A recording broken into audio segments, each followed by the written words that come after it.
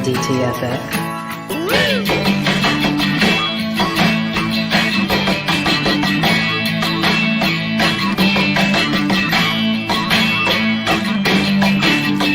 Once again, here is Drinking and Talking Fantasy Football with your hosts, Dustin Lunt and Jake Trowbridge. Hey, good evening, everyone. Welcome back to DTFF. Happy Tuesday evening if you're joining us live here. We have a great show for you this evening, back after a short hiatus, covering the NFC now with our divisional breakdown series, starting with the NFC East.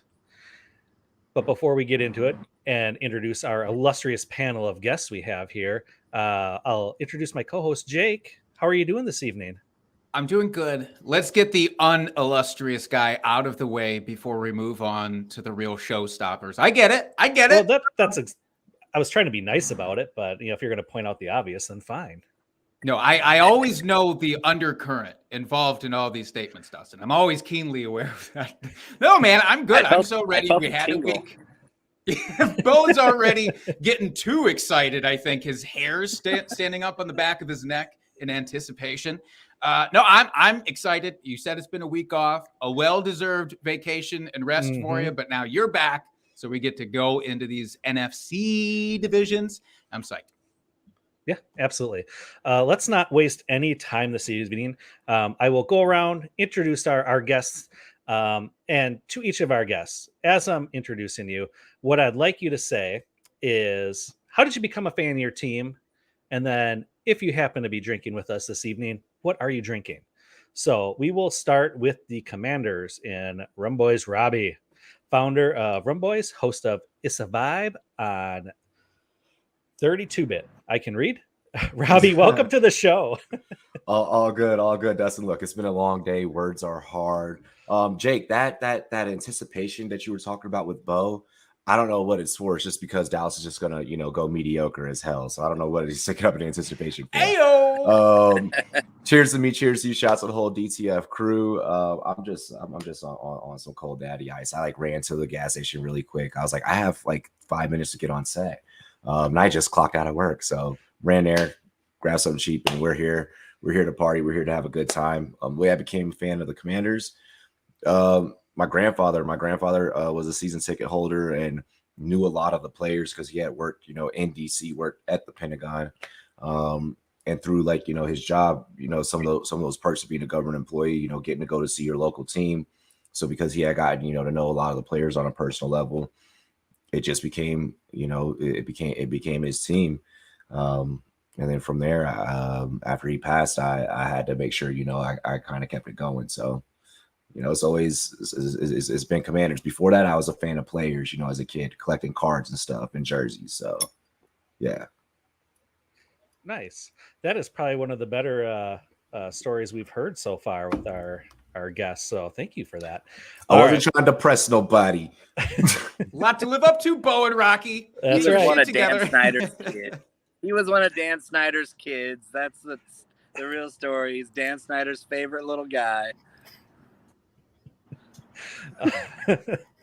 All right. And representing the Cowboys this evening, we have Bo McBrayer, writer at Fantasy Pros and creator of Hotbox Small Batch Hot Sauce. Welcome. I'm ecstatic to be here. I'm not drinking anything right now, but it's 106 where I'm sitting, and so I might need an IV later. There might have to be some espresso added to the IV because I'm starting to tail off at the end here. I still have another show after this tonight. I don't know what I'm going to do. But I was so obsessed with football at such a young age. I was probably 3 or 4 when I was watching football and baseball and basketball on TV with my grandpa and my dad. And then I was born in 87. When I was really paying attention to football the most was in the early 90s with the triplets, Dallas Cowboys. They were on TV every Sunday. If it wasn't the 49ers and Raiders on Sunday, then it was the Cowboys. And of course, the best team for the whole decade was the Cowboys. What was I going to do? Root for the same team my stepdad, who I didn't even like at the time? I mean, he was a 49ers diehard. He was friends with half of the team. He was a ball boy for the 49ers. And I hated him, so I hated the 49ers.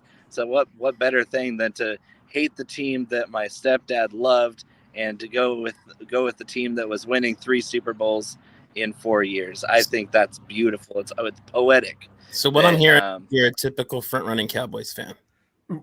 What I love, we went from me trying to keep my family's team, going, and then Bo's like, I hate my stepdad so bad. My dad's a Dallas Cowboys fan, so I guess it's the same thing. I had my Cowboys sheets on my bunk bed. I had my starter jacket swishing in the wind. We're talking. I was like a 5-year-old, like blue and silver Emmitt Smith jersey, Aikman jersey. I fell in love with Deion Sanders when he came to us from the 49ers. I was like, that's what I'm talking about. Is the best guy came from that team to our team. But yeah, for me, it's painful because it wasn't long after that my team decided to stop winning anything ever. I remember I don't know what that's like. I was 9 years old. I was 9 years old when I went to my friend's Super Bowl party at Super Bowl 30 in Tempe, Arizona against the Steelers. And that was the last time I was truly happy. Wow. All right. On that note, let's get to our third guest here, repping the Eagles. That friend is dead already, guys. That friend passed away 10 years ago. And it was like, here's to you, man. All right, repping the Eagles this week, we've got Rocky Petrella, co-host of Trade Addicts podcast and Dynasty Junkies. Welcome to the show. Yeah, thanks for having me, guys. Big fan of the show. 2 of my favorite things are drinking and talking fantasy football. So I thought this was my destiny to eventually pop up on this show. So thanks for having me here. As for why I'm an Eagles fan, I don't have any interesting dad or stepdad stories. I was basically born into it. I've been born and raised in Philly my entire life. My dad was a big Eagles fan. That didn't turn me off or on to it. But I just, I was born into it, lived through it. Started with the Buddy Ryan era, basically. I was born in the late 70s. I'm the old head here. And, Buddy Ryan era, and then into Ray Rhodes, Andy Reid, and just been enjoying a lot of winning throughout that time, actually. So it's been pretty good. As what I'm drinking, cooked up for the show. I got to pop another one. Got the old standby Yingling Lager, one of my favorites. I'm jealous. So that's what I'm drinking tonight. And I just 2 things I wanted to say before I finish up my little intro here. One, I really hope Jake doesn't try and make us turn on to the NFC East like he tried to do with the AFC. Well, we had a firm conversation about that. I've been tasked with not mentioning that word once during this episode. And I think it's important to remember, although I'm sad, but Bo apparently dipped out for a second. But we need to remember throughout this podcast, last 5 years, the Eagles have more playoff appearances, playoff wins, and titles than the other 3 members of this division combined. Man, the only thing that you have to brag, take your 1 Lombardi and go sit in the corner. Gosh, freaking Eagles fans. Whoo, it's getting started At least already. And y'all get 1 trophy. Y'all get 1 damn ring, and all of a sudden, oh my God, we're the kings of the NFC. Sit in the back of the bus. Stop it. I can't say too much about that because us as Packer fans, we like to live off of that too with how terrible our division has been. So we're right there with you, Rocky. That's true. Yeah, but We've y'all's division, no one else wants to be competitive with you guys. Like, there's just that. Well, but also, stop. But also, if it wasn't for one thing, little football history, if it's not for the Packers, okay, we don't basically have like the whole Super Bowl structure in the NFL and everything that we have. It is called the Lombardi Trophy after all. So, just kind of throwing that out there. So Robbie getting in good with the host right out of the gate. You love to see it. Yep. All right. And then as folks, if you're joining us and watching, you can see we have no one repping the Giants this week because screw them, right? Exactly. They don't nobody wanted to talk about that trash team. So that's right. We have somebody we can all rally around and just blast completely without any hesitation. So that's going to be the Giants. All right. But Dustin, what are we drinking tonight? Because you picked out tonight's beer. Yeah. So we are drinking Noon Whistle. It's a Fuzzy Smack Berliner Weiss with peach in it. nice, easy summer drinking beer on this extremely hot and humid day in Wisconsin. Yeah, Fuzzy Smack TM, by the way. They trademarked that. I don't know what that is, Fuzzy Smack, but nobody else can have it. I just want to point that out. That is exclusive to Noon Whistle. Whatever in the hell that is, I don't know, but I'm excited about it. I like it. I think that's a delicious beer. I love it. I will Trademark drink this that all summer long. taste. Yeah, because that is fantastic. All right. Dare we get into our favorite segment real quick before we get the goods going? Yeah, let's do it. Drunk, hammered, drunk. Drunk trade of the week. This week's drunk trade comes from Parsley Loud on Reddit. I don't know. The Reddit names just always blow my mind. I never know what they mean. I can't even fathom what this one means. But the drunk trade is this. I traded Debo for Hollywood Brown after my friend told me Hollywood went to the same high school as me. I was drunk and thought it was so cool. It didn't work out. So I want to address this in a couple of parter here. So first of all, it didn't work out. I think it's subjective at this very moment. So I don't know about that. But before we even dive into what the actual trade analysis is here, and I want you all to give your opinions on this, on which side and how much and how bad. But if you ever made a trade because of something like this, like, oh man, I know something about this player that I just desperately want him on my team. Robbie, you're saying no, not at all. You don't. All right. You don't. Fantasy football is war. Okay. It's a strategy game. You don't involve emotion like that. That's just, I have done the, well, I interviewed this guy and I know this. I've seen this guy work out, I've done that, but like, Says the king of catching feelings. You know what? Look, I'm gonna be honest with this trade with the last name like Loud. I don't think he was drunk. I think he might have been a little stoned. I'm just saying. It sounds sentimental. That's fair. Well, so does anybody have a strong feeling one way or the other about this? I know they said it didn't work out, but so does anybody agree with that? Or is anybody like thinking that it's at least even here? Bo, what do you think about this one? I think it's too early to tell. Hollywood's got a new landing spot. Debo's got an injury history longer than a CVS receipt. So I mean, it's gonna be hard to tell what the 49ers offense looks like with Trey Lance versus Jimmy Garoppolo without Mike McDaniel telling Kyle Shanahan what to do. It's going to be a big difference, and I think Hollywood's got a lot of chemistry already built with Kyler Murray. So I think it's too early to tell whether it didn't work out or not, or whether it did. Yeah. I wanted to add that I cut out there because apparently my iPhone just signed a contract with the Dallas Cowboys and did not meet expectations already. At least your comedy surrounding your own team is right within exactly what it needs to be, just realistic. At least Bo. At least Yes. I see what I did there. He knows his team's inferior to the Eagles. Yes. No, Anyway, actually, What are you doing? You have one trophy. What are you doing? no, my phone literally went into a temperature warning stage. It shut off completely because it was so hot in the shade I was sitting in. Too hot to handle. You must have been close to Mike McCarthy there in that parking lot. Rocky, you have some strong feelings on this trade? No, I was just gonna say, I don't think this is as bad as Mr. Parsley Loud here thinks it is. I like Hollywood a lot this coming season. Like Bo said, the Kyler's his former quarterback. D-Hop out for the first 6 games. I think Hollywood's going to take off. He was a little underrated, I think, in Baltimore. And Debo, there's a lot of questions around Debo. He's got injury history. There's technically questions whether he'll be there or not. I think he will be. But even if he is, we don't know what a Lance offense is going to look like either. So this could easily in a year look like the Hollywood is the better side. Yeah, Robbie, you think the same? Any differing opinions there? I am going to take the sentimental approach. Seeing these two gentlemen and see their jerseys together for the very first time, and and stand next to each other. Me and my homie and I, Ty Boogie, we took the picture.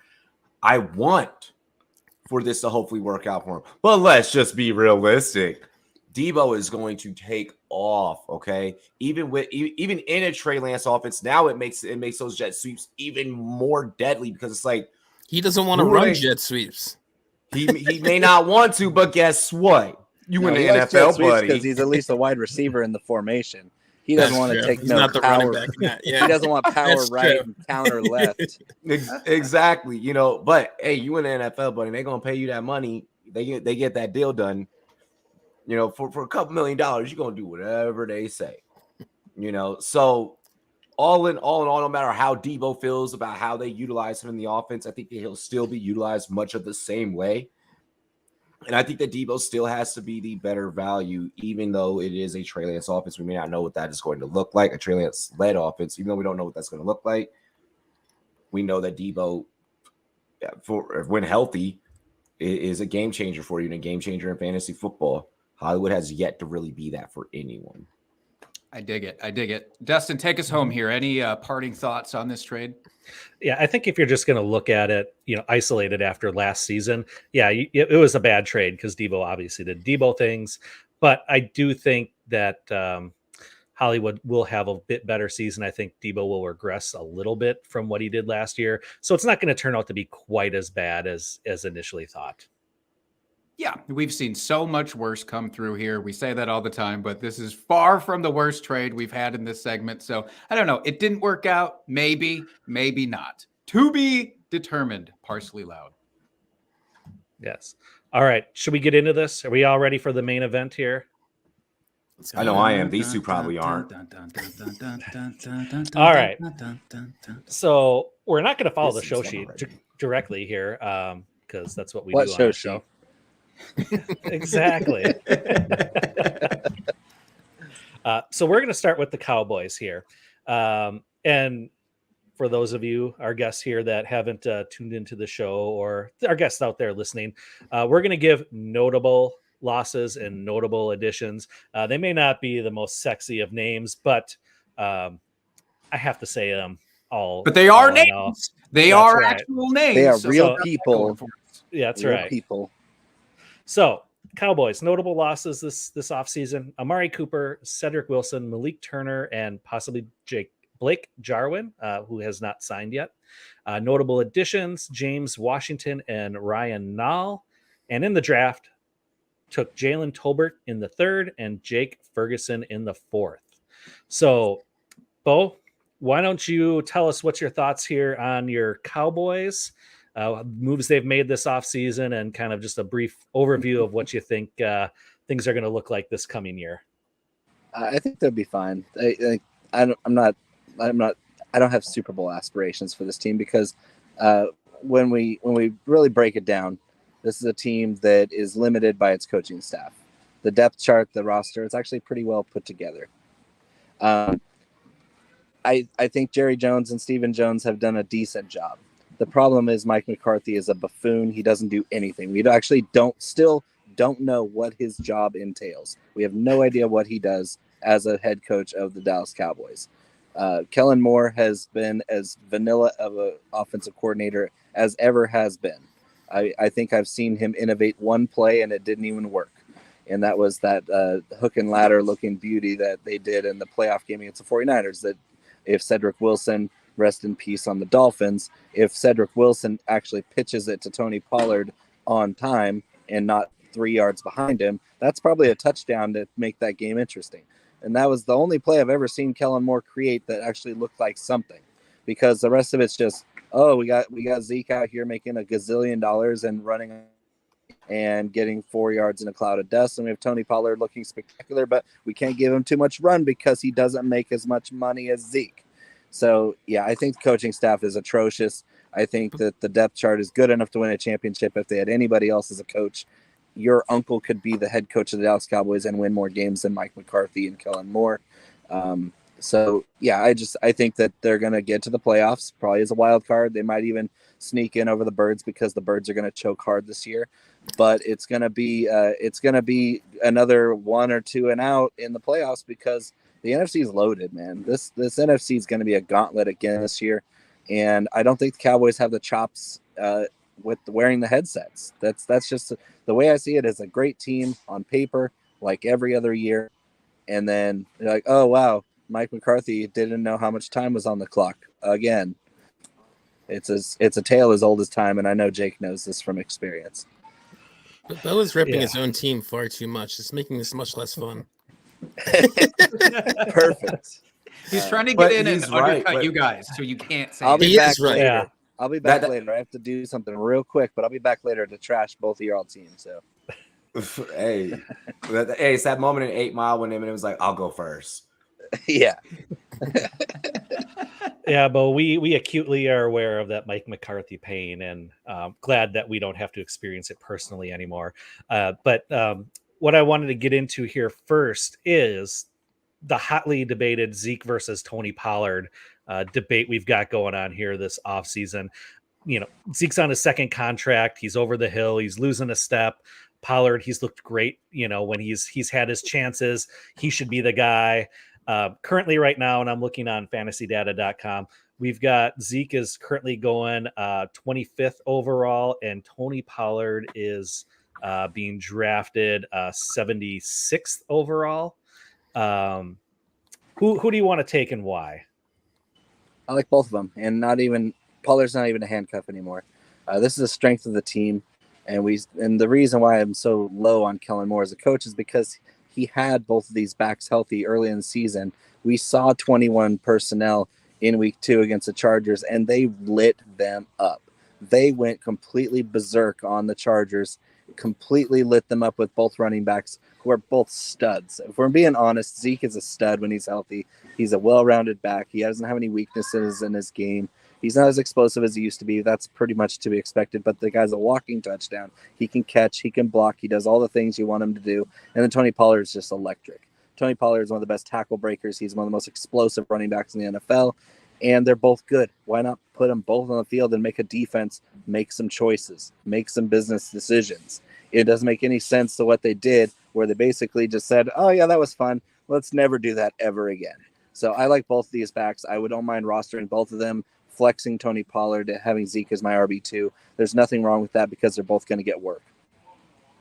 Nice. Rocky, what do you think? Yeah, I mean, I think I'm more of a Zeke guy just because of what Bo said about the coaching staff, how they're vanilla and all that. They basically got it in their head they're going to run Zeke into the ground. So for fantasy, that's beautiful. Everyone likes to crap on Zeke, but he's been an RB1 literally like every season. Last year, he was an RB1, and people don't like Zeke, the RB1. So, I mean, Pollard's nice, but I can't get that as into him as Bo for fantasy. He'll have his games here and there where he pops up. Maybe in best ball, you know, I'll take Tony Pollard, but in a league where I got to set lineups, I just don't think you're ever going to be able to trust Pollard unless Zeke is out. And at least to this point, Zeke never misses games. I think he's missed like 1 or 2 games besides suspension his entire career. So yeah, I'm more of a Zeke guy. I think Zeke is still the guy, and I don't know if Pollard's ever really going to be a thing, because by the time Zeke's done and Pollard's out, maybe Pollard's somewhere else or he's still with the Cowboys, then he's going to be old and nobody's going to want him. So Yep, I'm right there with you, Rocky. Agree 100%. Robbie, what are your thoughts? I definitely agree with the takes on the running backs. I mean, hell, you're getting if you're going to get Pollard at a value, and you're in that position where you're needing, you know, an RB2 and RB3, perfect guy to sit back, you know, and wait, you know, to be able to obtain. Now, in terms of Dallas as a whole, going back to just everything that Bo was saying, I don't think that they did enough this offseason to maybe walk out of the NFC East with the number 1 spot. I think that Dallas is still predictable. It's just you're still very much able to tell what they're doing. You mentioned the coaching staff. I don't see them like sitting back like, oh, like we're gonna make, you know, a bunch of sexy moves, you know, in terms of our X's and O's, and really do a whole lot of different. So from a fantasy standpoint, you're going to need these running backs, because that's going to be the pieces of this team that you're going to need. I feel like it's also way too soon to be giving CeeDee Lamb's wide receiver 1 responsibilities. Even more reason, you know, kind of similar to how we saw with Juju and AB left Pittsburgh. I think we see that in Dallas. Even more reason that you need to be relying on this running game in terms of a fantasy standpoint, because the coaches are going to see that it's not working through the air. So they're just going to try and beat teams by pounding the rock. Mm-hmm. Yeah, if they were smart, that's what they would do. but I don't think Mike McCarthy's right. very smart. So I don't think that's going to happen. But Robbie, yeah, you mentioned CD there. He's obviously the number one wide receiver going off for this team at ADP of 18. Kind of the undisputed one on the team. Are you interested in any of those other wide receivers? I know Tolbert's been getting a lot of hype here in the mini camps. Michael Gallup, he's flashed at times but injured. What do you think? I mean, is there anyone outside of CD that you're really interested in this offense? No, it's pretty much CD or bust. If you're going in with intent to like I want to get a Dallas receiver. It's pretty much CD or bust. You already mentioned Gallup with the injuries. Tolbert being a rookie, if you're in redraft formats, you don't know what that's going to be looking like. So you're probably not even looking at any rookies until later in the draft, anyways, in a redraft format. Tolbert is definitely interesting in Dynasty because somebody has to fulfill that Cooper role. And if Gallup is going to constantly be getting injured, well, you need a route runner that's going to be able to get CD Lamb open to do what he does best. That's go and get deep and catch it at the high point. But in terms of redraft, I don't think I'm going after anyone in Dallas. It's CD or bust. Dynasty is obviously Tolbert. Yeah, I do think maybe Gallup could take off in the second half of the year. He's probably going to start the season. Bo might know this better than me. I think he's probably going to start the season on the pup. And even if he doesn't, he's going to start off slow. So even at cost, I would also prefer CD, even with this very high cost. I think I disagree with Robbie a little bit. Maybe I think CD is going to take off this year. I think we're finally going to see the CD Lamb we're all been expecting for his first 2 years. So I don't mind that, which I think you said was 18 overall ADP. I don't mind that. Who's getting him open? Who's getting him open? He gets who's running? That's what I'm saying. Yeah, what do you mean? So he's going. Oh, you mean so you're telling me McCarthy and Kellen Moore? You're telling me that McCarthy and Kellen Moore are going to game plan to get him open every single time. He doesn't need anything. So CD Lamb's what? So CD Lamb's going to have like 111 targets this year? Yeah, 150 targets, 115 catches. We're talking about a breakout in the making here because Amari's gone. He's not going to be silently miming his displeasure with not getting enough targets. CD had success because Amari was able to get CD open. No. It's CD. Amari's ability to be one of the best, most elite route runners in the league is what allows CD to get big gains over the top. That's not happening now. One of the most overrated route runners in the history. That is not happening now. So what? All Amari did was get open on the short term. You regress in terms of moving the ball through the air. Your running game is going to be your saving grace. I disagree. I think you'll be one-dimensional as hell. Watch. I promise. I promise. I will say, if you look at CeeDee Lamb's reception perception for Matt Harmon, he's getting open on a lot. He's winning a lot of routes. He's winning a ton of routes. Yes. And by the way, you got a when he also had help and someone had to occupy coverage. Now he's going to be getting all the coverage. Yeah, Gallup didn't get a surgery done until February, so he's probably back in October, maybe even early November because he waited to get that surgery. But when he's back, that's an extremely valuable piece to have in your fantasy playoffs for redraft. I'm with Rocky there. Okay, but nobody's talking about Ty Fry-Fogel as the obvious number 2 here, and I'm just curious why. That's all. Let's not actually talk about it. I just really couldn't believe that was a guy on the depth chart. I was going to say, is that it sounds like a made-up name. That's why I was silent there. Nope. It's been proven here. Mr. Scamper's in the chat, undrafted rookie out of Indiana. So there you go. Fair enough. But I do want to do a real quick around the horn, if you don't mind, Dustin, of just, I mean, obviously the wide receivers and the running backs, great. And I agree with most of what's been said here so far, but Dak Prescott is the guy leading all of this thing. He's currently, according to Fantasy Pros, QB7 and ADP. I'm just curious very quickly here. Is that too low, too high, or just right? Rocky, what do you think? I don't have a list of the quarterbacks in front of me. When I hear that, it seems a little high to me. I mean, you got Mahomes, Allen, Herbert right off the bat.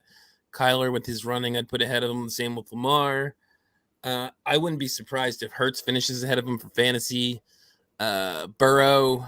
So what's that? How many did I already say? 7 or 8 already. So it's definitely, I think, a little high.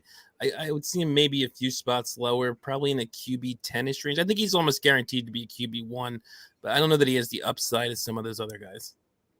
Sure. And maybe with him coming back from the injury, he runs a little bit more than he did this last season when he got injured. Robbie, do you think that factors in? QB7 though, too high, too low, just right? QB7 too high. You don't need Dak Prescott to win a fantasy championship. Yeah, there's more of the punt to the end of the draft kind of guy then. Yeah, there's other quarterbacks that you can go and get that'll put up great numbers, and you'll walk away with a ring. It's all, at the end of the year, at the end of the season, it's about you walking away with a trophy. Dak is not going to be on the head of your trophy. Bo, I don't know if you're there. Bo, I can't see you, but I hope that you're there. If not, I'm going to talk for you, and that's going to be embarrassing for you. So we'll see. I'm going to say that Bo, because he hasn't responded. Man, I don't know. I think that's actually way too low. I would put him somewhere around QB 1.5. Man, good exactly point, Bo, like honestly. Yeah, that's, and I really can't fight that logic either. Dustin, do you think that's too high, too low, or just right? Yeah, I think that's a little too high. I agree with Rocky and Robbie here. That's he'll probably finish low end QB1 this year, but there's too many other good quarterbacks ahead of him, and I just don't trust McCarthy in this offense to put up the numbers we expect. Yeah. I think it's fair. Bo, we already heard from you on this, so we don't need to get your opinions. I got burned by Dak last year, so I got some bones to pick. So too high maybe then for you then is QB7 for Dak. Is that right? I put him at like 10 to 12. Okay. So pretty much consensus. That's good to hear. Yep. All right. I think that's enough Cowboys talk for now. Let's thank God. Let's move over to the Commanders. Notable losses this season: DeAndre Carter, Ricky Seals-Jones, and possibly Adam Humphries hasn't resigned. Notable additions: Carson Wentz, and in the draft took Jahan Dotson in the first, Brian Robinson in the third, Sam Howell in the fifth, and Cole Turner in the fifth. Robbie, what are your thoughts on your team here and expectations for this upcoming season? First, fire Dan Schneider at all costs. Whatever it takes. New ownership. Let's get it. Big Bank Bezos. Come on, buy us. All right. You own already half the world. Just do it. All right. Just do it. Jay-Z, come on, help us. You're a billionaire as well. Now that I got my ownership frustrations out, and nominated a couple of purchasees.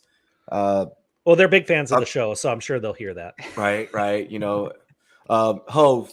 Rock. I'm really happy about what we did in our draft. I actually like the Brian Robinson pick. Like at first I was like, no, like there goes Sherrod Patterson. But then I let it sink in a little bit. And I kind of like having a running back by committee where it features Gibson, it features Robinson. You get Patterson in there a little bit. I like pounding the rock. And I also like, having a lot of younger guys in that running back room. I feel like that's a position that you really need to be, that you really need to have a lot of youth and depth at, just because of what it takes, what the toll it takes on your body playing at that position. Jahan Dotson. Jahan Dotson is going to be a great compliment to McLaurin. We are going to get the deal done. Usually with these receivers, we see these deals kind of the hot month is usually like middle of July. Is when we see deals like for guys like McLaurin get done. He's been a team player. He's been a great addition to the organization since 2019. One of my favorite guys that I interviewed.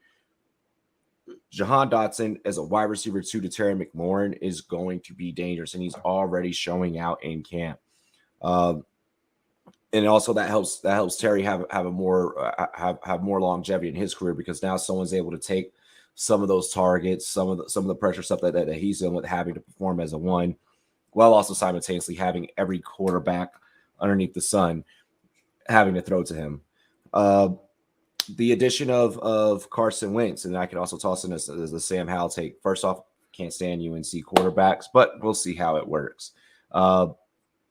You get to learn from a veteran like Carson Wentz. I get Wentz didn't have enough to get it done for Indy last year, but if they pull it off against Jacksonville, Indy would have ended up in the playoffs. How far they would have went, I don't know. Carson, before getting injured, put in work for Rockies Eagles, did most of the hard work, and Foles was kind of like, it's like, oh, well, now I just got to finish off the class project.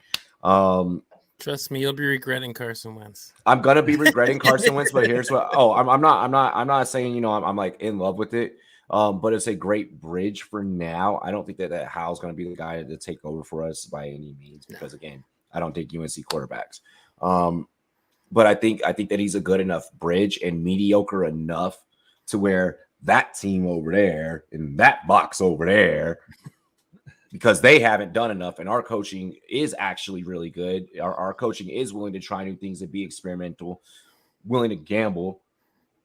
I think that you're looking at Rocky's team above being 1 in the East, my team edging it out at 2, and then I'm sorry, Bo, but y'all got some work to do, because I feel like y'all just regressed, whether that's firing coaches or whether that's drafting more receivers. It is what it is.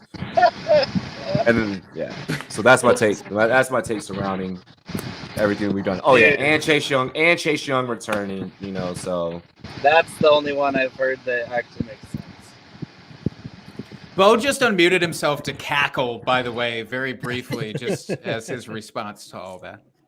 Hey, let him laugh. His team is going to be the fucking laughing stock when we're through. Is Curtis Samuel dead? Yes.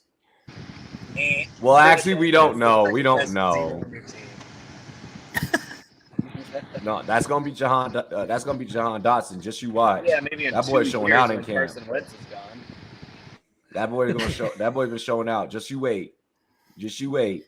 You need to worry about your regressing offense in your Super Bowl window. Well, you never had a window, but just close it. I bet you Dotson outscores, or I bet you Tolbert outscores Dotson this year. Yeah, because he's gonna have to be force fed. You ain't got nobody else. Beer bet. I hear a beer bet, by the way. Tolbert. Well, no, Robbie, you're agreeing with that. Tolbert's going to outscore Dotson. Yeah, I agree with that due to the fact that we actually have like McLaurin. Like we have pieces that we can work with. Samuel's going to outscore Dotson, and McLaurin's going to outscore Dotson. McKissick's going to outscore Dotson. I won't say that. As we're talking about McLaurin, I do want to get this in there real quick. Any concern at all, Robbie, that he actually does hold out, that a contract issue stems and keeps him off the field, either in training camp or real season? No, I think that not just and this take is kind of blanketed for a lot of these guys that are waiting on their contracts. So McLaurin, Debo, et cetera. I think they all get him in July. And I think that everyone that we're worried about, like, where are they gonna go? Like, is something gonna happen? That whole fire drill is dead in July. And even if they don't, the CBA has changed too much, where they lose way too much money for sitting out, even preseason games. I believe, yeah, let alone regular season games. Yeah, I mean, McLaurin is very, very, very disciplined guy, very, very sound guy. He's going to get his money. Like, if there's one thing that they're going to do, whether Schneider's out the door or not, they're going to make sure that kid gets paid, and then they're going to boot Schneider out the door with a Spartan kick. All right, so I know, Robbie, you alluded to it a little bit with your, I can't say love of Carson Wentz, but which version do you think we'll see? Do you think we're going to see the Philadelphia Carson Wentz, or the good version of that, or the bad version, or somewhere in between? And do you think the rookie is going to see the field at all this season? I don't think that Hal sees the field at all this season, but I do think that we see mediocre wins. We see mediocre wins. I don't think it'll be bad. I don't think it'll be good. I don't think it's going to be anything like, oh my gosh, like I should have drafted Carson Wentz in fantasy. I think that he's even killed.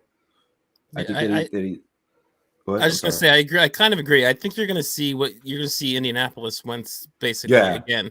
He's got one strong guy, McLaurin, like he had Pittman last year. They should not doesn't have Jonathan Taylor, but they should have a decent enough running game with Robinson and Gibson.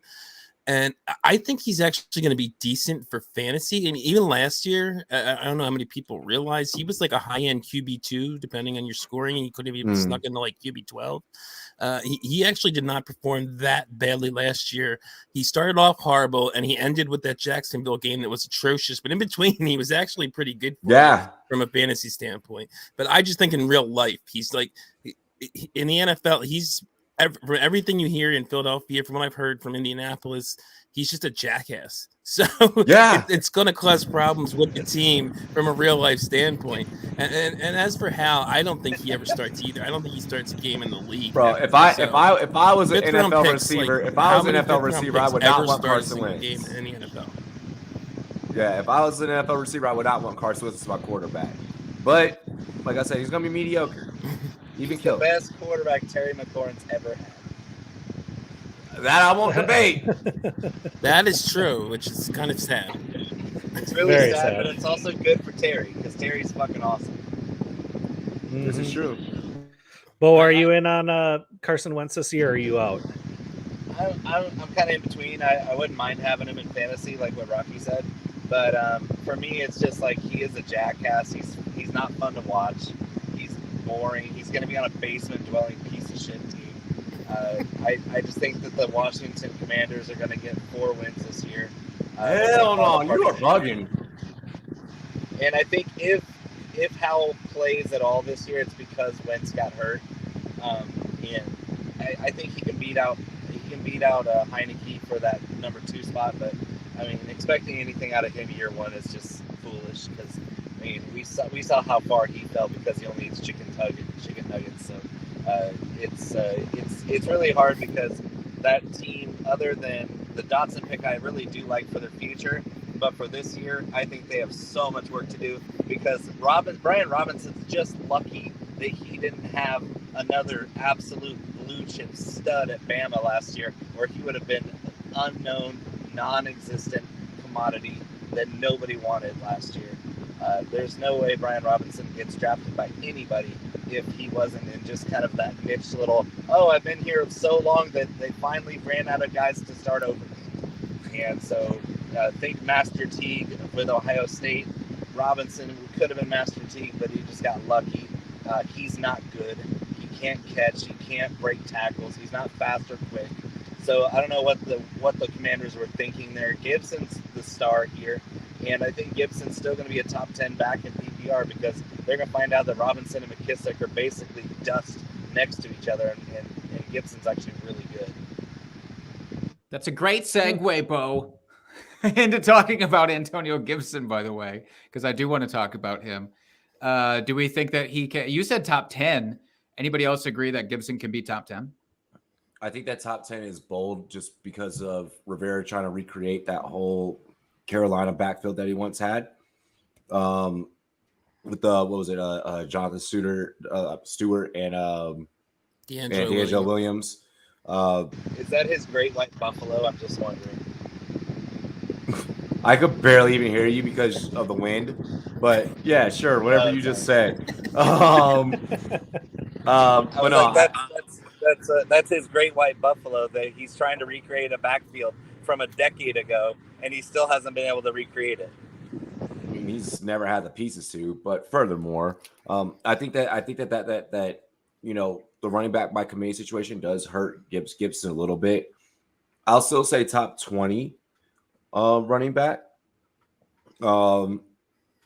I think you when you're in the draft room, you need to kind of gauge how your league mates are approaching the situation of the Washington room. I can see scenarios where people are subscribing to Bo's theory. They're like, you know what, I'm still rolling out and I'm still taking the decision on Gibson. You know, I'm still taking the risk on Gibson. I feel like that's the best opportunity for you to then be like, okay, cool. Like someone took Gibson early. Let me see what I can clean up on. If you are in a situation where people are thinking like myself, that's opportunistic because Gibson can fall to you. So it's really just about who you're drafting around. Me personally, I would prefer, you know, for him to fall to me. I don't think I would take the reach. Yeah, I think I'm more with Robbie on this one than Bo. I love Antonio Gibson as a talent. I agree. He's clearly the most talented back there. I don't get why they don't want to use him as a pass catcher, as he's a guy that came out we thought might be a receiver, but they don't. So, I mean, they've kind of told us, I mean, they drafted Brian Robinson on day 2. They stole J.D. McKissick back from Buffalo to make sure they had him. So there's just too much going on there, right? I don't think he's going to get the volume, even if he is the better guy. I think they're going to McKissick's obviously going to be on passing downs, and I think they're going to want to get Brian Robinson involved. I don't put a lot of stock in the coach speaks. So I don't know if it's going to be a Jonathan Stewart, D'Angelo Williams situation, but I do think Robinson's going to be involved enough along with McKissick that it's going to be kind of a three-headed monster that I don't want to really touch. I mean, like Robbie said, if he falls to me, I think he could finish mid RB 2-ish is where I'd have him, but I think his ceiling's capped now. And also with that, I mean, Rivera making that statement about the running back by committee fairly early.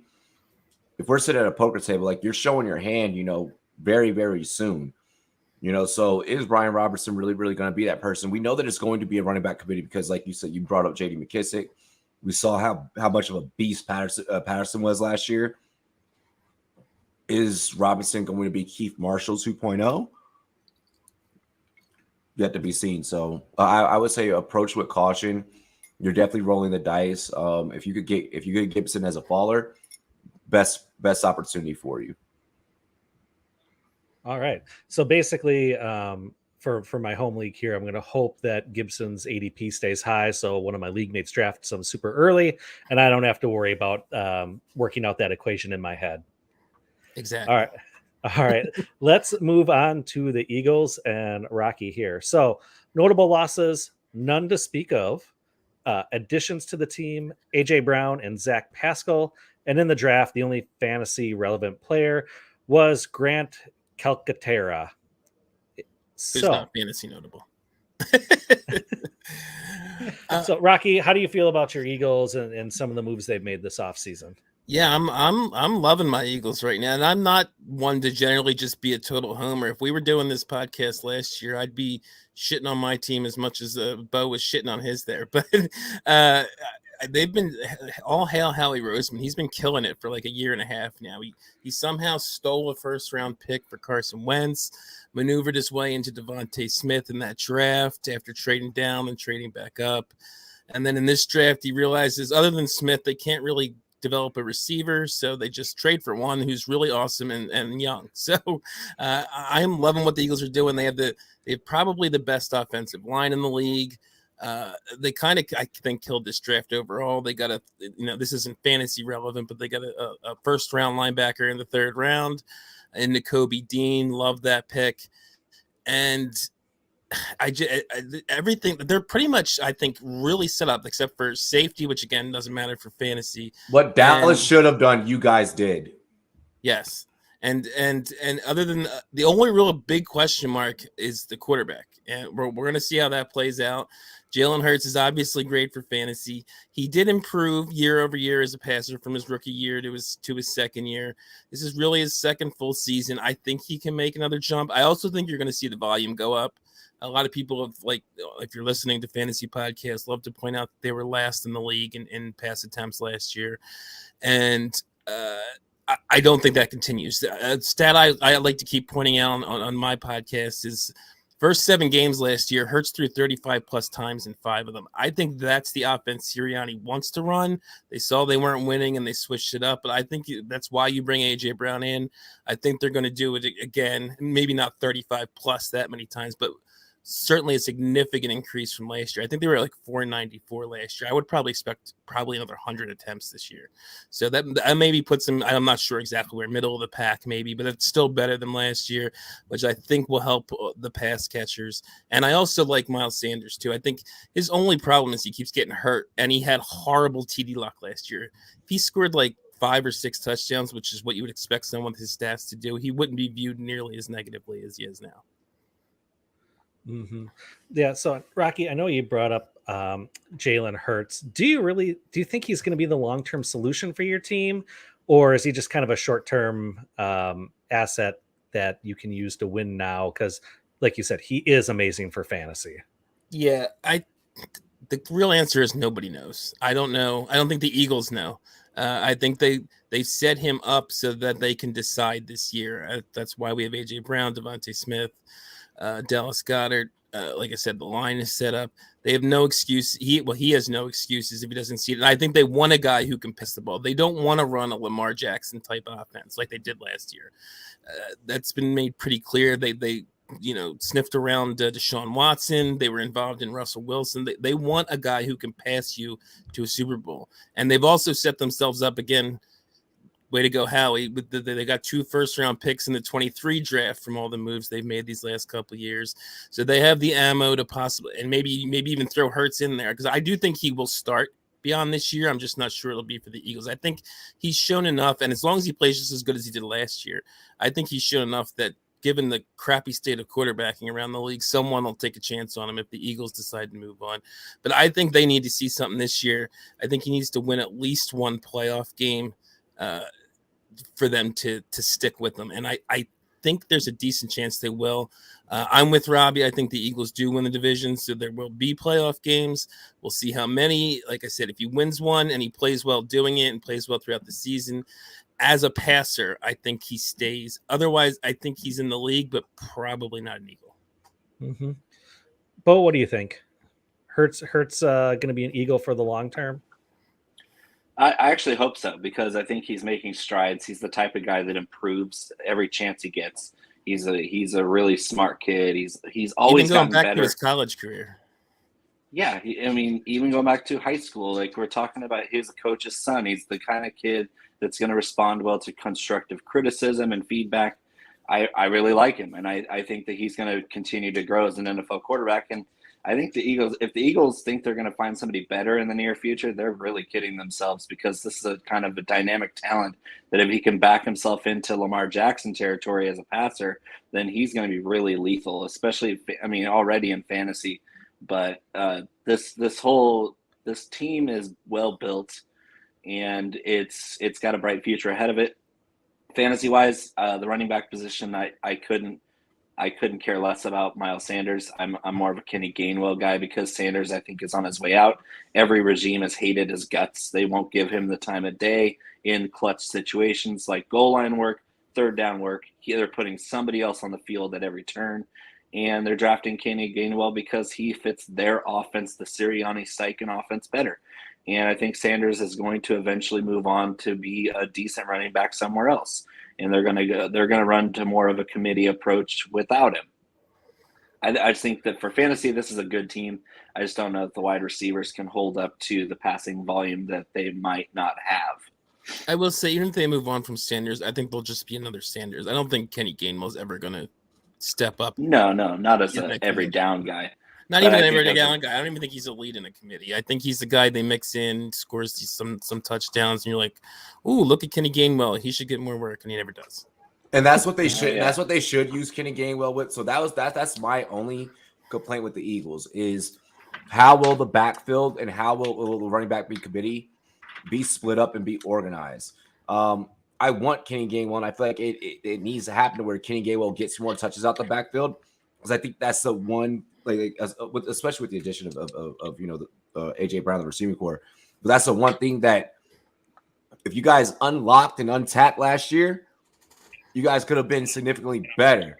But now you guys already are going to be better, and I do think there are going to be more pass attempts for your offense. You guys have done everything right, and I feel like you are the most prepared team because of the moves that you guys have made out of our division. This is me being unbiased because of giving you credit. Your GM did right.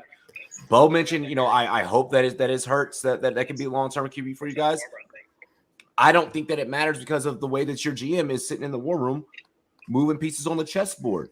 You're not going to sit here and tell me that they haven't already started eyeing 2-3 guys in this year's upcoming draft class in case Hurts isn't able to get it done with AJ Brown. It's the same narrative that many analysts can paint in a completely different division with Miami. You keep meaning to tell me you can't get it done with Reek.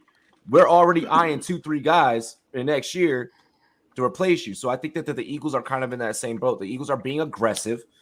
They're letting it be known with the way they're moving pieces on the chessboard that they want to chase a division title and maybe even more. I think you guys have the talent to be able to take you a long way. Yeah, I like that a lot. Let me real quick. I'm sorry, Rocky. We got to get Bo out of here real quick. He's got to hop on another pod. I just want to give him, and we'll dive right back into this. Bo, real quick, tell folks where they can find you and one parting shot at the New York Giants, if you don't mind. Find me on Fantasy Pros, Team Rise or Fall. PGA DFS. I'm hopping on IBT Media for the 19th hole live golf and drinking show. Dilly dilly for Robbie there.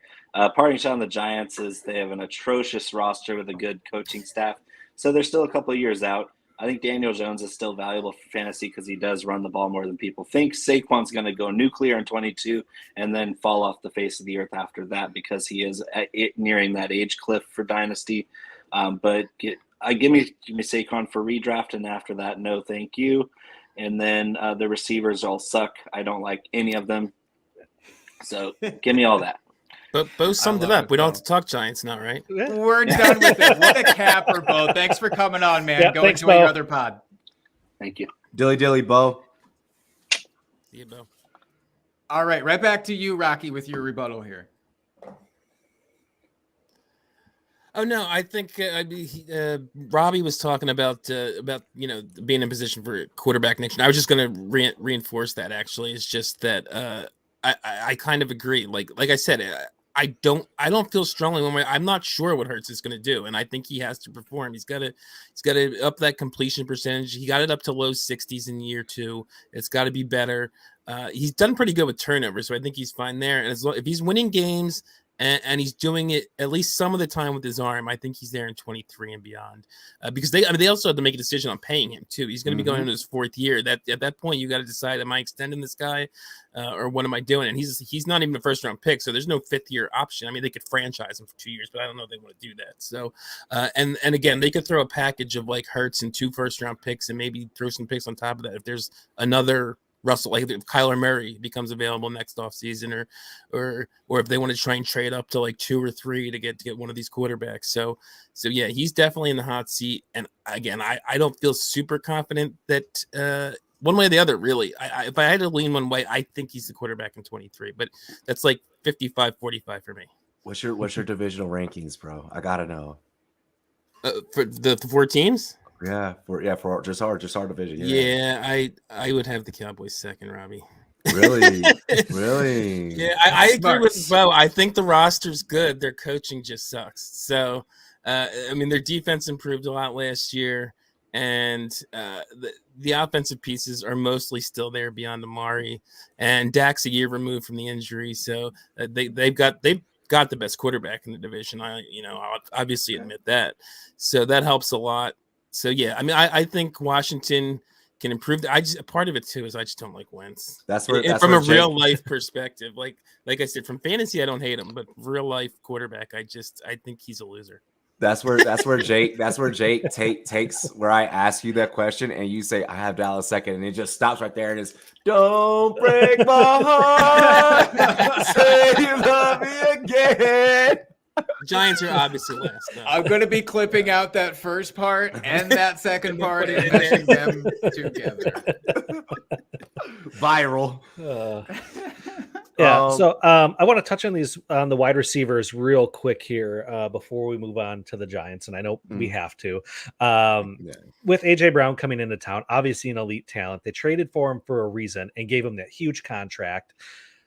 How does that affect Devonta Smith? And do you see AJ Brown just continuing his output from what we've seen, with his time in Tennessee? I do think it's going to be similar to what he did in Tennessee. I'm not that worried about AJ Brown. They weren't exactly a high volume offense either. As I mentioned earlier, I do think the Eagles' volume from last year increases, and Hurts and AJ Brown are apparently like real life besties, so that doesn't hurt either. So I think you're going to see them and they obviously paid him $25 million a year, so I think he's going to be featured in this offense. He's going to get at least as many targets, I think, as he did with Tennessee. It does worry me a little for Devontae. I think, like I said, I think the volume's going to increase, so I think Brown can be a high end 2, low end 1. I think Devontae may be more of a low end 2 at best, just because I think Goddard's going to be involved a lot. He's a little different than both of them, and Hurts likes throwing to Goddard. So I think Smith's going to be kind of boom bust, and I think on the year he probably finishes in that slightly higher than last year. I think he was a wide receiver 3 last year. He probably finishes in that 22 to 26 range, somewhere in there, borderline 2-3, because AJ Brown and Goddard, I think, are going to be probably the main two targets. Yeah, like when it comes to Devontae Smith, I mean, if you're in leagues where you do three receivers, I have no problems taking Smith as a wide receiver 3, and I say that because I think that when they brought in AJ Brown, let's even go when they drafted Smith. You drafted Smith because his role eventually was going to be a 2 or a 3. So go ahead, get your fantasy points where you can get him. I think he can be a high end 3. A lot of that upside that we've seen over with the guy like Tyler Boyd over the course of a couple of years. I think that's what you can maybe get out of Devontae Smith in this offense. When they bring in, both Brown and Zach Pascal. I think Brown obviously wide receiver 1 on this offense, and you got Pascal that'll be 2 because he's already been a 3 in the league. He's acclimated to game speed a little bit more than Smith. Smith hopefully hit the weight room this season. He'll be the 3. Yeah, I think if Hurts does make a significant leap, like from year 2 to year 3, he could be a 2 because I do think he's an extremely talented player. He performed very well as a rookie. If he didn't have 1,000 yards, he was close to it. It wasn't a 17-game season. I think he might have got to 1,000. I know he hit the Eagles rookie receiving record. I can't remember if that was over 1,000 or not, but he got that in the last game. So. But he's extremely talented. But I agree with Robbie too. I think he's but he was meant to be a 2. He's best as a 2 in an offense to a 1 like AJ Brown. So I think he can be a wide receiver 2. I think he may be capped there unless Hurts gets significantly better, or if they get a better passer beyond 23 or 22. Y'all the only team that I'm worried about in the division.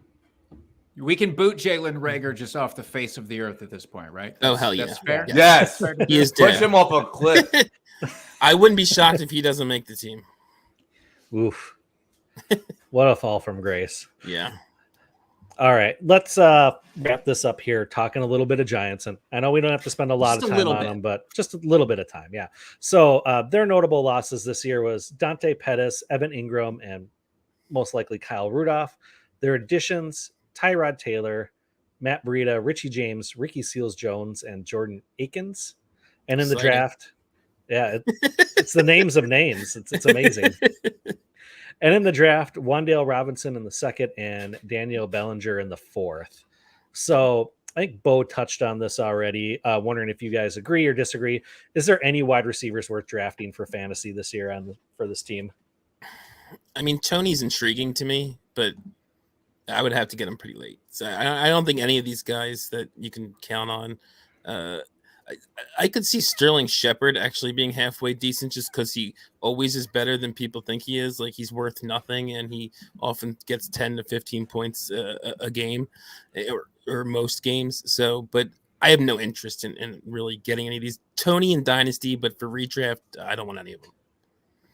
I haven't had a New York Giant on a fantasy football winning team since Saquon's last injury. Woo. It's been a bit. So I'm not drafting, and I'm going to keep with that. I'm not going to say that, superstition ain't the way, but in this case, I'm fading all Giants possible. I will draft Jaguar players you're cultivating for your fantasy team. It's really about the vibe that you're trying to make on your fantasy team at that point. Yeah, dude, outside of I do agree with Saquon bouncing back this year, and and giving people that excitement of like, yeah, he's back again, and like come next season where it's like I'm drafting him again, then he's gonna fall off a cliff, downhill. I agree with what Bo said earlier, but outside of that, I agree with that on Saquon too, except for I don't know that he necessarily falls off a cliff part. He'll be 25. He may not be with the Giants, which would be an improvement. But I do think he balls out this year. I think a year removed from the injury the year before where he missed almost the whole season, I think that helps a lot. So, and I think they're going to feature him in the passing game a lot because, like we said, they don't really have any great receivers. So I think that's going to equal a lot of fantasy points. It's just a matter of how many touchdowns his offense is going to score. But as in PPR, he should be pretty good, and I think it can continue beyond 22. I'm pretty high on Saquon. Yeah, so how high? I mean, realistically, what do you think his ceiling is for this year? For this year, Yeah. I think he could be top 5. I think he's going to catch a ton of passes this year. Like I said, it's just a question of touchdowns. And the offense doesn't look great, but they do have Daboll, so who knows? If Daniel Jones will be able to get him the ball accurately. he can dump it off 2 yards downfield. That's his best throw that he has. And then Saquon does the rest. Yeah. Yeah, Cedar Point, Saquon's going to ball out because you'd be catching those little 2-yard dump offs all game long, and it'll be wonderful thing. Occasionally, juke some guys out and take them to the house. There you go. Let's talk about this because Daniel Jones. Okay, nobody likes Daniel Jones here. I don't think there's a single one of us who's like in on Daniel Jones, right? So, is there a world where we see Tyrod Taylor step in at some point this season, and actually, like, you would be excited about anybody else? Like, as a Virginia Tech fan, I hope so. Yeah. As a Virginia Tech fan, but would you even be so. excited about him as a fantasy asset if he started? No. Okay. He's not that much different than Daniel Jones, is he? I mean, they can both run a little. Neither one's a great passer. What are we talking about? We haven't seen Tyrod Taylor trip and fall like Daniel That's Jones, true, but no, he's got I don't know if we've seen Taylor run cricket. I was just going to say, I don't know if we've seen Taylor run for 75 yards in quite a while either, though. And we know cricket. And we know Tyrod isn't going to play because there's no rookie behind him that can step in when he inevitably gets injured after a game or two. So, yeah, just keep Tyrod away from team doctors and yes. shots. We're good. Yeah, I don't know that Tyrod plays at all unless Jones is hurt. Like, I don't think he's going to be so bad. I think why not just roll with Jones? What does Taylor have? Like, what's the point of starting Taylor in a season where they're going to win like 4 games? It's fair. Yeah, it's fair. Yeah, I hate that we had to end on this team. I really hate we had to end talking about. We should have started with this team. I know. Get him out of the way. Decision we ever made, Dustin. Well, I was due for a poor decision like this. Let's be honest. It's not as poor of a decision as AFC East, though, Dustin. So you have this is true. Sure? I don't know that anything's going to trump that. I need to make a poll out of that. I'm not convinced just yet. We'll put it out there, Jake, and you'll see the masses. Please don't. If you do, don't attach my name to it. Like, just put it out under the podcast. Don't attach my name to it. I don't need that in my life. So, any other parting thoughts here about the Giants or the division in general here before we wrap things up? I will say, as a parting take, it won't be a fantasy take, but as like a little betting or gambling tip, 1-800-GAMBLER if you have a problem. I will say maybe stay away from features for this team. If you are going to play any features, take Rocky's team to win the division. And that's just me being completely unbiased. I want you guys as fantasy players and, gamblers and so on and so forth to get the best outcome and get the best advice. And that's something that I wholeheartedly believe. So if I can help you guys as fan base, win anything on the show or walk away with any information, that futures bet is pretty much a lock. And all I'll say is what Robbie said made a lot of sense about going with the Eagles. And a little tidbit, I don't know if people who aren't NFC East fans are aware of this, but the division winner has not repeated in 17 years since the Eagles did it 4 years in a row, maybe 18, 4 years in a row back in the early 2000s. And so the Cowboys are clearly not winning the division this year. The other two teams are not very good. The Eagles are winning the division, and I have to finish with a Cowboys suck. Fair. That is a good spot to leave it. Yeah. So yeah, before we sign off here, I'd like the two of you to, give yourselves a little shout out where we can find you, what you're doing, anything you're working on, things like that. So, Robbie, let's throw it to you first. Yeah, you guys pretty much know me already. Rumboyz Robbie. You guys can find me over on the Rumboyz Fantasy Network on YouTube. Make sure you guys don't just subscribe to my channel, but also subscribe to the Drinking Fantasy crew. Follow them as well. I appreciate you guys having me on today. Also, you guys, we are going to be dropping some tweets, releasing some ways over on my Twitter account, Rumboyz Robbie. I'll be dropping some tweets as the ways you guys can get into an all 22 fantasy football league with your boy Rumboyz Robbie. and the rest of our staff over at the Rumboyz Fantasy Network. So be on the lookout for that. All 22 is really dope. So, yeah. Nice. All right, Rocky, how about you? Yep. I do trade addicts, but I'm not going to get into that too much because I think a lot of people already know that. And Russ has like 60 pods. He doesn't need me to plug one of his pods. But so I'm going to give my little plug for mostly for Dynasty Junkies, my other pod. I do that with Scott Sidlow, Andrew Hall, and Bobby Koch just came on, which has been really cool. Got a lot of fun stuff going on over there. We've had a lot of great guests of late. We're actually doing a listener league, which is almost full, so you can DM any one of us if you want to get in that. So after you subscribe to Rumboyz and to Drinking and Talking Fantasy Football, go subscribe to the YouTube for the DAP Network, which is what we're on, DAP_network, and to Dynasty Junkies. We stream live every Thursday at 9:30. So go check that out. Nice, absolutely. Jake, any last words here? I'm just thankful to these fellas for coming on the podcast. This was a great one. This division, it just felt interesting out of the gate. And I knew that this lineup would make things even more interesting. And you did not disappoint. Even Bo, I'll even give Bo his flowers, even though he's off the podcast at this point. Yeah, I ducked think he out did a early. pretty good job. Typical Cowboys. Typical Cowboys can't finish it at the end. Beautiful. Beautiful. Clip it. That's the promotion for the pod. Yep. Well, thank you to the two of you and to Bo as well, if he's tuning into this after the fact, for joining us. It was a lot of fun. It was a good time cutting it up with you guys, hearing your thoughts on the division. Be sure to go out and check us out.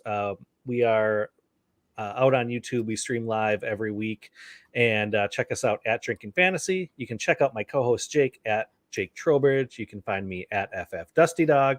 And until next week, folks, keep drinking and talking fantasy football. Cheers, FFers.